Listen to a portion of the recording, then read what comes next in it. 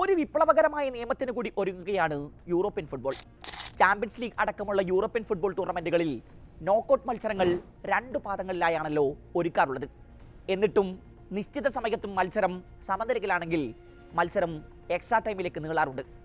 എന്നാൽ ഈ extra time ഒഴിവാക്കി ഡയറക്റ്റ് പെനാൽറ്റി ഷൂട്ടൗട്ടിലേക്ക് പോകുന്നതിനെ കുറിച്ച് യുഎഫ ചിന്തിക്കുകയാണ്.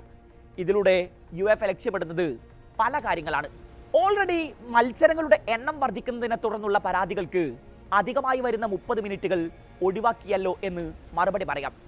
2ാം പാദത്തിൽ ഹോം ഗ്രൗണ്ടിൽ കളിക്കുന്ന ടീമിന് എക്സ്ട്രാ ടൈം അധിക ആനുകൂല്യം നൽകുന്നു എന്നതാണ് മറ്റൊന്ന്.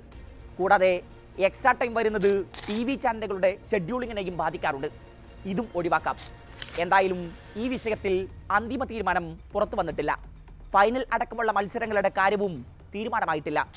നിലവിലുള്ള TV കരാർ പൂർത്തിയായതിനു ശേഷം 2027 മുതലേ ഈ പുതിയ പരിഷ്കരണം ഉണ്ടാകാൻ സാധ്യതയുള്ളൂ.